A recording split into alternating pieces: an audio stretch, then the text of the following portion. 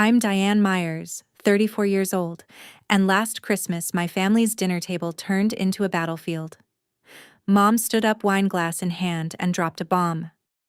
"We're selling the family business," she said, her voice cold.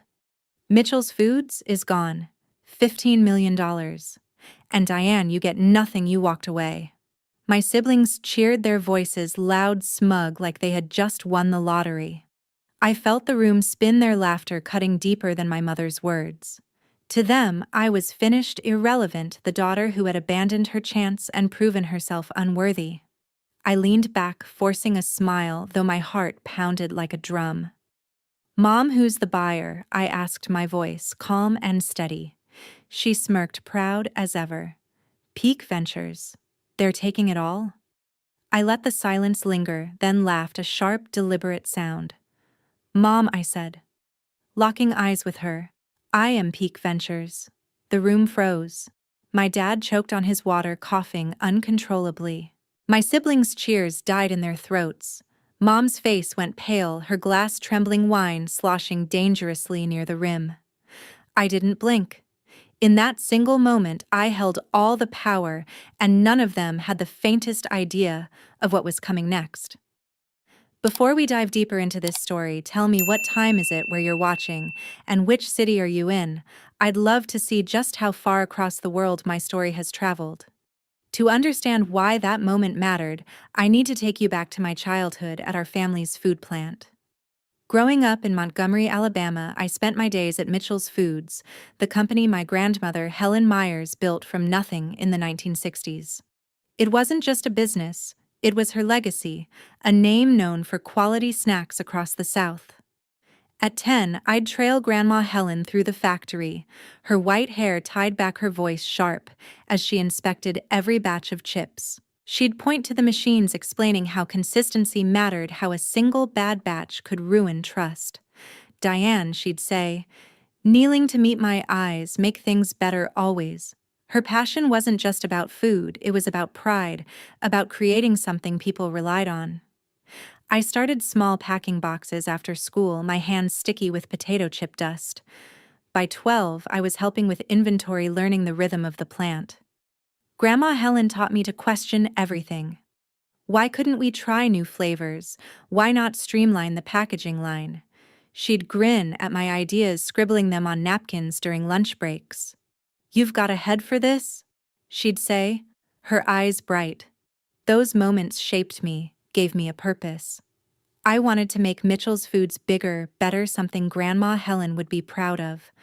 But Mom Susan Myers saw things differently. She took over after Grandma Helen passed when I was 15. Where Grandma Helen dreamed of innovation, Mom obsessed over profit margins. She'd walk the factory floor, clipboard in hand, barking orders to cut costs. "We don't need fancy machines," she'd snap when I suggested automating the packing line. "This isn't Silicon Valley." Her focus was numbers, sales figures, not quality. She'd push workers to churn out more, even if it meant rushed batches that didn't meet Grandma Helen's standards. I'd watch customers complain about stale chips, and it stung. This wasn't the company Grandma Helen built. I tried to speak up. I pitched a plan to sell online to reach customers beyond Alabama. Mom laughed, her voice cold. "You're a kid, Diane. Stick to school." Her words hit hard, but I kept going. I studied the industry, read about companies using websites to grow. I'd stay late at the plant, sketching ideas for new snacks, spicy barbecue chips maybe, or healthier options. I'd show them to the workers, who'd nod impressed. But Mom shut me down every time. "Focus on what works," she'd say, dismissing my notes without a glance. Her vision was small, safe, stuck in the past. The difference between Grandma Helen and Mom wasn't just business, it was personal. Grandma Helen believed in me, saw potential in my questions. Mom saw me as a nuisance, a kid who didn't know her place. I'd overhear her talking to the plant manager, saying I was too ambitious for my own good. It hurt, but it lit a fire in me. I wanted to prove her wrong, to show I could carry Grandma Helen's legacy forward. By 17, I was running small experiments, tweaking recipes with the night shift crew. We'd test new spices, laughing as we tasted our creations. Those moments felt alive, like I was touching something bigger than myself. But Mom's control tightened. She'd check every expense, question every change. Once I reordered a batch of packaging to fix a design flaw. It cost a few $100s but saved thousands in returns. Mom was furious. "You don't make decisions here," she shouted, her face red. I stood my ground, explaining the math, but she wouldn't listen. The workers respected me, saw my ideas work, but Mom's word was law. I started to see the truth. Mitchell's Foods wasn't growing, it was shrinking under her. Customers were leaving, lured by competitors with better products. I'd lie awake at night thinking of Grandma Helen, her voice echoing, "Make things better." That tension between Grandma Helen's dreams and Mom's stubbornness defined my teenage years. I wasn't just fighting for ideas, I was fighting for a place in the family, for respect. Every rejection from Mom pushed me closer to a choice I didn't want to make. I loved Mitchell's Foods, loved what it could be. But I was starting to realize I couldn't change it from the inside, not with Mom in charge. Grandma Helen's lessons stayed with me: quality, innovation, pride. They became my compass, guiding me toward something bigger, even if I didn't know what yet. As I grew up, I wanted to transform the company, but my mom and eldest sister pushed me out. The plant was struggling, losing customers to flashier competitors with online stores and automated lines. I saw a way forward. During a shift break, I sketched a plan for a website to sell our snacks directly to customers. I stayed up late researching, learning how companies like Frito-Lay used e-commerce to grow. We could reach the whole country, I told the plant manager, my voice buzzing with excitement. He nodded, impressed, but said, "Talk to your mom, Diane. She calls the shots." I went to Mom with my proposal. I'd spent weeks on it, detailing how a website could boost sales by 20% in a year. I suggested automating the packing line, too. New machines could cut labor costs and improve quality. Mom barely glanced at my notes. "This is a waste of time," she said, tossing the papers on her desk. "We're fine as is. You're too young to understand business." Her words stung, but I pushed back. "Customers are leaving, Mom. We're losing ground." She rolled her eyes. "Stick to school, Diane. Leave this to me." Then there was Rose Myers, my eldest sister.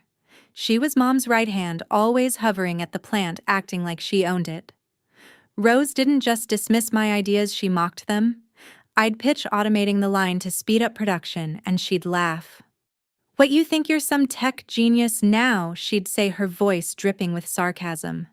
She'd turn to Mom, smirking. "Diane's just playing CEO?" It wasn't just her words. It was the way she looked at me, like I was a kid who didn't belong. I'd argue back, showing her data on how automation saved competitors millions. She'd wave me off. "You're out of your depth," she'd snap. The workers saw through her. They'd whisper to me, "Keep pushing, Diane. You're onto something." But Rose wasn't just dismissive, she was calculating. By 18, I noticed her cozying up to Mom, whispering during meetings, eyeing me like I was a threat. She wanted control of Mitchell's Foods, not just a role in it. I overheard her once talking to Mom in the office. "Diane's ideas are reckless," she said. "She'll tank the company with her experiments." I was furious but stayed calm, presenting another plan for online sales at a staff meeting. I'd mapped out how we could target new markets, even mocked up a website design. The workers clapped, but Rose cut in. "This is a distraction," she said, glaring at me. "We don't need your fancy ideas." Mom nodded. "Rose is right, Diane. Stop wasting our time." It got worse. At 20, I was working full-time at the plant, managing a small team on the night shift. My ideas were working. Our packaging tweaks cut waste by 10%. But Rose kept undermining me, telling Mom my changes were unauthorized. One day, Mom called me into her office. "You're causing trouble," she said, her voice flat. "Rose says you're pushing people too hard, taking risks we can't afford." I was stunned. "Mom, my changes are saving money," I said, showing her the numbers. She didn't look. "You're not ready for this," she said. "Rose knows what's best." I realized then that Rose wasn't just competing, she was orchestrating. She'd spent months convincing Mom I was a liability, planting doubts to secure her own place. The final blow came just after my 22nd birthday. Mom called a family meeting, just the three of us. "Diane," she said, her tone cold. "You're out. You're not part of Mitchell's Foods anymore. Rose will take over your duties." I felt my chest tighten. "You're firing me?" I asked, my voice shaking. Rose smirked, arms crossed. "It's for the best," she said. "You're not cut out for this." Mom didn't meet my eyes. "It's decided," she said. I stood there, betrayed, my years of work erased. I could have begged, fought to stay, but something snapped inside me. Grandma Helen's voice echoed, "Make things better." I looked at Mom and Rose, their smug faces burning into me. "Fine," I said, my voice steady. "I'll do it myself." I walked out, my heart racing, not with defeat but with fire. I left Montgomery and moved to Jacksonville to start over. Walking away from Mitchell's Foods and my family's betrayal lit a fire in me. I wasn't just running from Mom and Rose, I was chasing the vision Grandma Helen planted in me: make things better. Jacksonville, Florida was a fresh slate, a bustling city with a growing food industry. I arrived with a suitcase, a few $100s, and a stubborn belief I could prove them wrong. My first step was a job at Coastal Foods, a consulting firm that helped mid-sized food companies streamline operations. I started as an analyst, crunching numbers on supply chains and market trends. It wasn't glamorous, but it was a start. I threw myself into work, learning fast.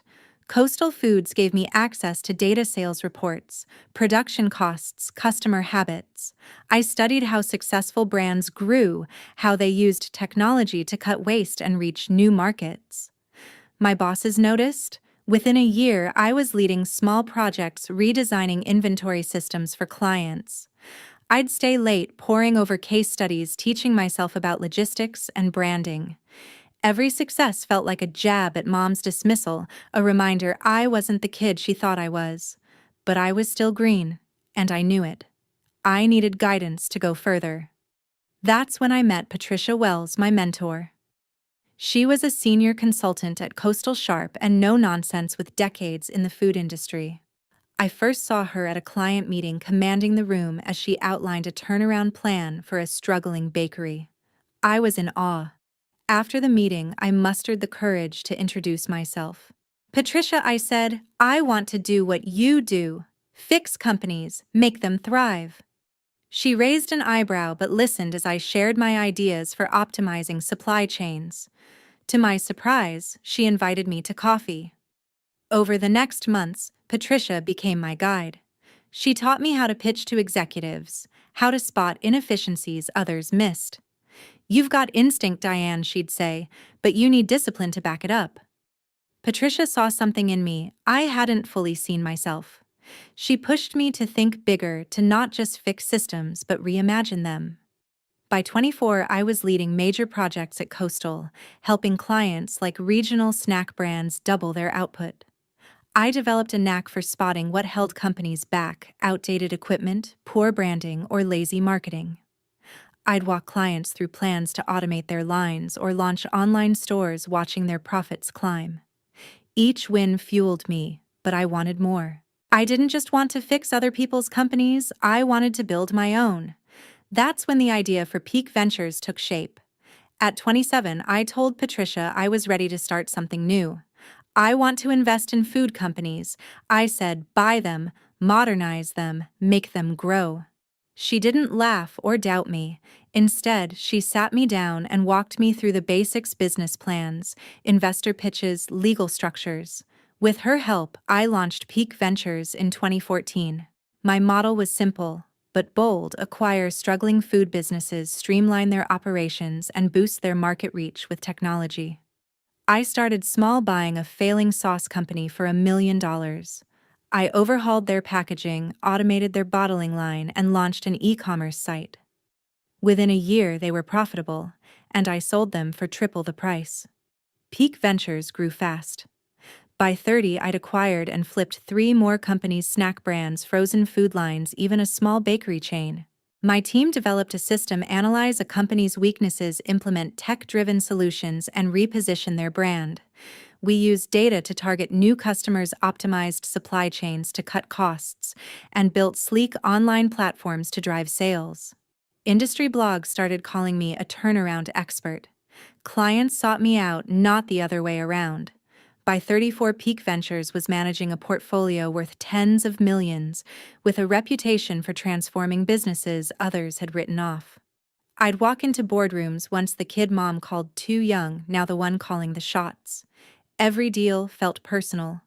Each company I saved was a nod to Grandma Helen's legacy, quality, innovation, pride. I'd think of her when I signed contracts, her voice in my head, make things better. But I didn't forget Montgomery. Mom and Rose's betrayal stayed with me, a quiet fuel. I hadn't spoken to them in years, hadn't gone back home. I'd built a life in Jacksonville, a career that proved I didn't need their approval. Yet part of me wondered about Mitchell's Foods, about what it could have been if they'd listened. I wasn't chasing revenge, not yet. I was chasing something bigger, the chance to show what I could do, to build something they couldn't ignore. Last fall, a call from Richard Holt changed everything. I was in my Jacksonville office wrapping up a deal for Peak Ventures when my phone buzzed. Richard Holt, an investment banker I'd worked with on past acquisitions, was on the line. "Diane," he said, his voice low. "Mitchell's Foods is up for sale. Your family's company, it's in trouble." My stomach dropped. I hadn't spoken to Mom or Rose in years, hadn't set foot in Montgomery since I left. But hearing the name Mitchell's Foods, Grandma Helen's legacy, hit me hard. "Why are they selling?" I asked, gripping the phone. Richard explained the company was bleeding money, losing customers, and the board led by Mom was desperate to cash out. "They've got a $15 million valuation," he said, "but it's a fire sale. They need a buyer fast." I hung up and sat back, my mind racing. Mitchell's Foods. The company I'd grown up in, the one I'd dreamed of making great, was failing. I wasn't surprised, but it still stung. I pulled up every financial report I could access through Peak Ventures' network, sales data, supplier contracts, customer reviews. The numbers were grim. Revenue had dropped 30% in 5 years. Key clients like regional grocery chains were jumping to competitors with fresher products and online stores. Mom's refusal to innovate, her obsession with cutting corners, had caught up. The plant's equipment was outdated, their website was a joke, and their brand felt stuck in the 90s. I saw Grandma Helen's vision crumbling, and it wasn't just business, it was personal. I called Richard back the next day. "Who's handling the sale?" I asked. He named a small bank in Birmingham, one I'd dealt with before. "They're discreet," he said, "but the deal's moving fast. Your mom and sister are pushing hard to close by year-end." I leaned forward, my pulse quickening. "What's the asking price?" I pressed. $15 million, he confirmed. "But they'll take less if it's quick." I thanked him and hung up, already pulling up Peak Ventures' financials. My company had the capital, the expertise, and the track record to handle a deal like this. But this wasn't just another acquisition. This was Mitchell's Foods, my family's legacy, the one Mom and Rose thought I wasn't good enough to touch. I spent weeks analyzing the data. I stayed late in my office spreadsheets, open coffee cold. The numbers told a story of neglect, high production costs, low margins, and a shrinking customer base. I saw exactly what went wrong. Mom's refusal to automate, her dismissal of e-commerce, her reliance on old-school distribution. It was the same fight I'd lost at 20. But I also saw potential. The brand still had value, a loyal base in Alabama, and a solid foundation. With Peak Ventures' model, modernized operations, online sales, rebranding, it could thrive again. I thought of Grandma Helen, her voice clear. Make things better. This was my chance. I decided to act, but I kept it quiet.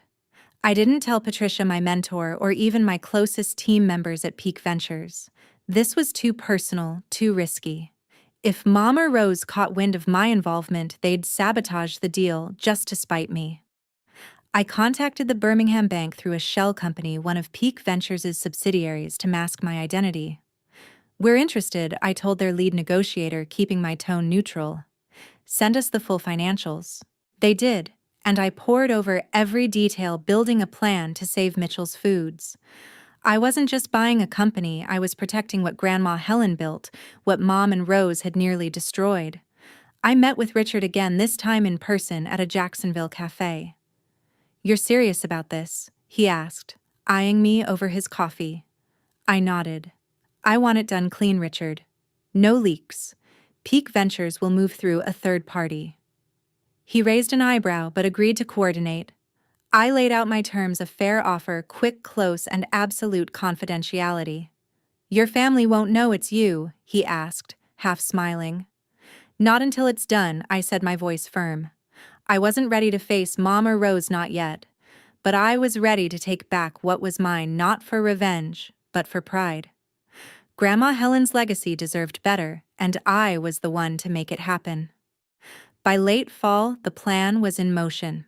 I worked with my team to prepare Peak Ventures resources, lining up funds, and drafting strategies to overhaul Mitchell's Foods. I didn't tell them the target, only that it was a high-potential acquisition. My heart raced every time I thought about it, not just the deal, but what it meant. I was stepping back into the family I'd left behind, not as the kid they kicked out, but as someone they couldn't ignore. As the Christmas party approached, I uncovered my mom and eldest sister's true plans. I hadn't been back to Montgomery in over a decade, but I booked a flight from Jacksonville, my heart heavy with anticipation. The family home where Mom and Dad still lived was the stage for our annual gathering. I was walking into a lion's den, knowing my secret plan to save Mitchell's Foods was in motion through Peak Ventures. I packed light, just a suitcase, and rehearsed, keeping my composure. This wasn't just a holiday dinner, it was a showdown, and I needed to be sharp. The night before the party, I arrived at the house. The air felt thick with tension the moment I stepped inside. My sister Carol Myers greeted me with a stiff hug, her smile forced. My brother Brian Myers nodded from the couch, barely looking up from his phone. My Aunt Linda Myers fussed over the decorations, her chatter masking the unease. My Uncle Edward Myers offered me a drink, his eyes darting nervously. Then there was my cousin Susan Carter, who'd driven in from Birmingham. She gave me a quick wave, her usual warmth dulled. Mom and Rose weren't there yet, but their presence loomed. Nobody mentioned Mitchell's Foods, but the silence screamed it was on everyone's mind.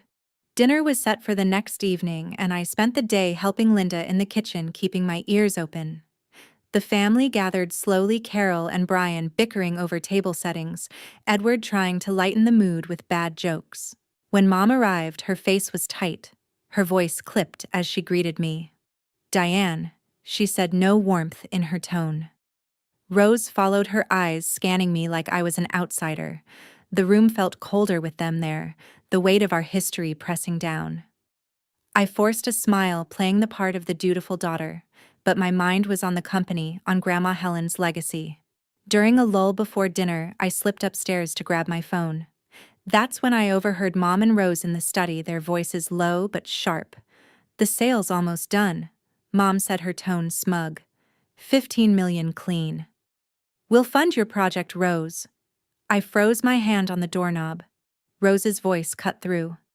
"My restaurant chain will be bigger than Mitchell's ever was," she said. "We don't need that old plant dragging us down." My blood boiled. They weren't just selling Grandma Helen's company. They were using the money to bankroll Rose's dream, some flashy new venture that had nothing to do with our family's roots. I backed away, my heart pounding. Downstairs, Susan Carter caught my eye, her expression uneasy. "You okay, Diane?" she asked quietly. I nodded, but my mind was racing. I cornered her later in the kitchen, away from the others. "What do you know about the sale?" I asked, keeping my voice low. Susan hesitated, then sighed. "Rose has been pushing Mom for months," she said. "She wants the money for a chain of upscale restaurants. They're calling Mitchell's a lost cause."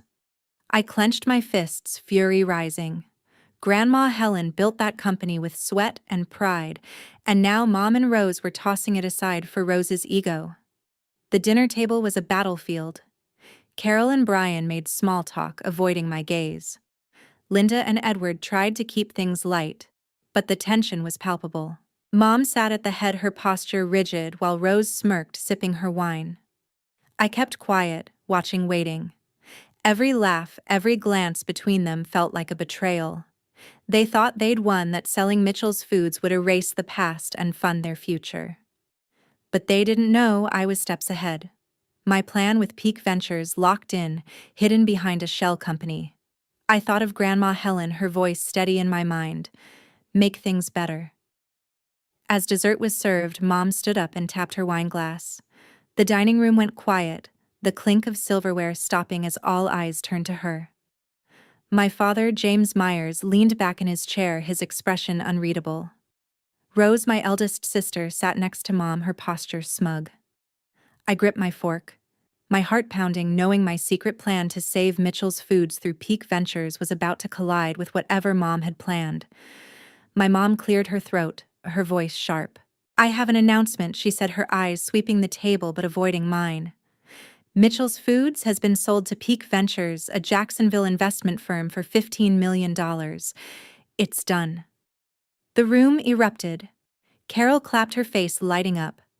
Finally, she said, grinning at Brian, who nodded enthusiastically. It's about time we cashed out, he added, raising his glass. Linda and Edward exchanged uneasy glances while Susan Carter looked down at her plate, silent.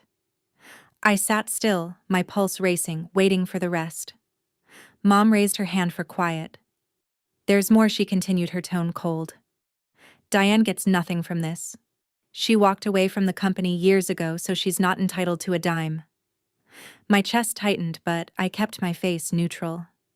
Carol smirked, whispering something to Brian, who laughed. Rose leaned back, her eyes locked on me, daring me to react. I could feel the weight of their judgment, the same dismissal I'd faced at 22. Dad shifted uncomfortably, but said nothing.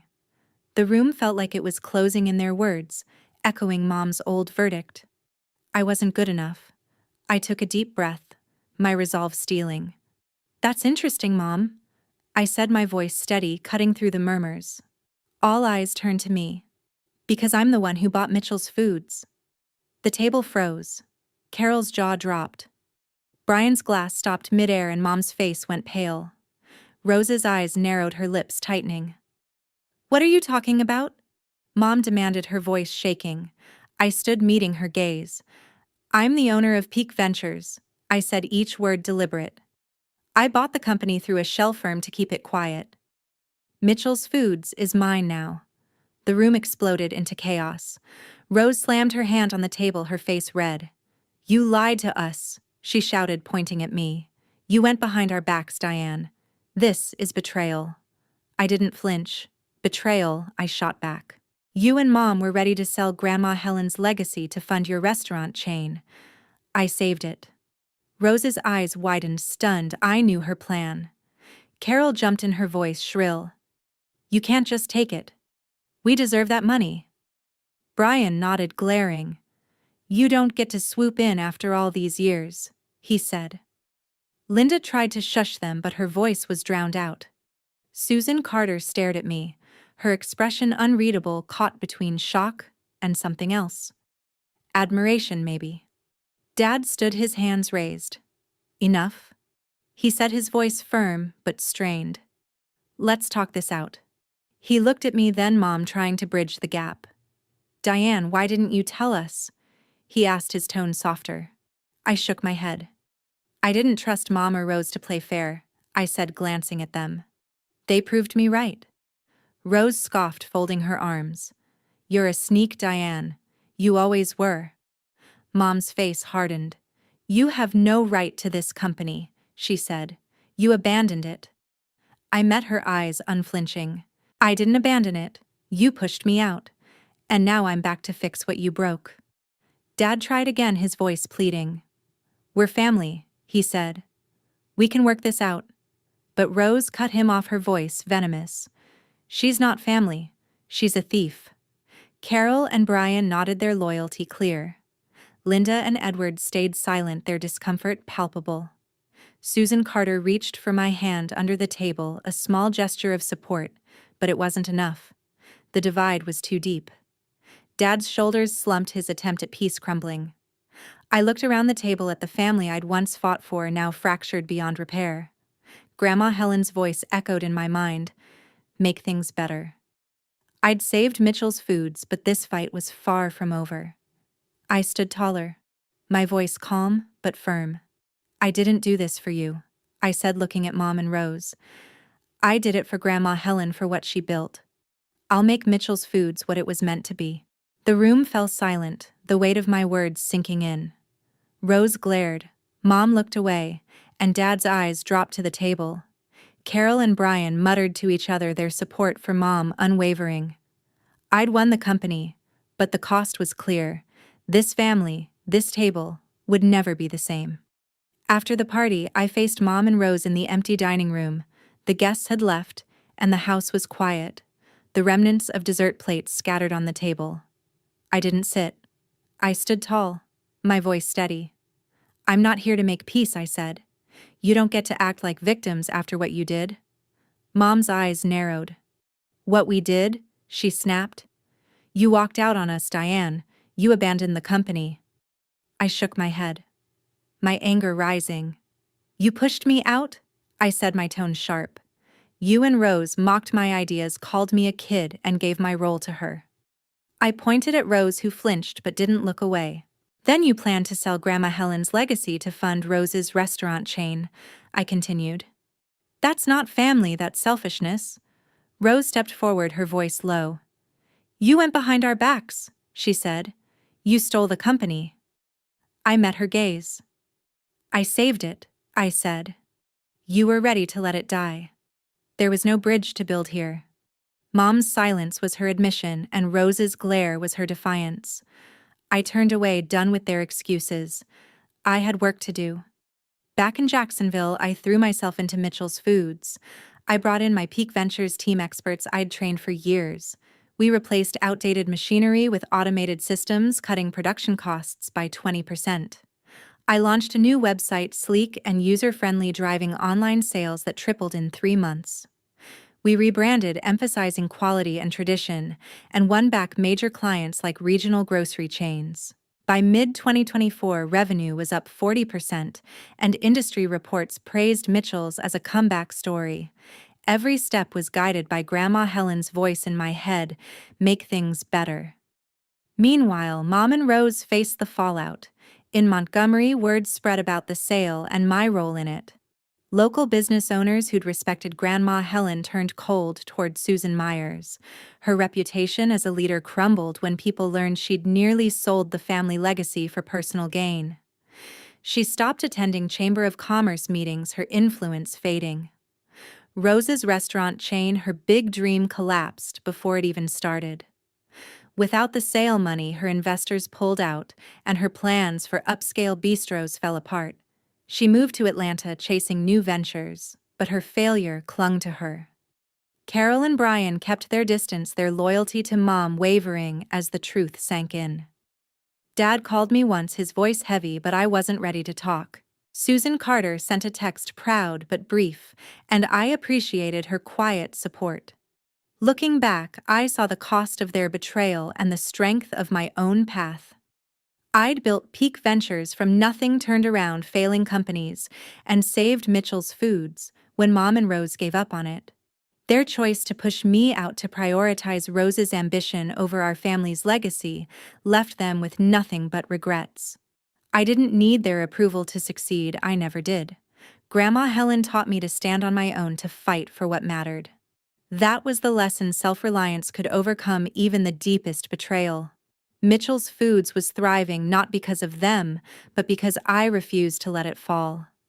I'd made it better just as she would have wanted, and that was enough.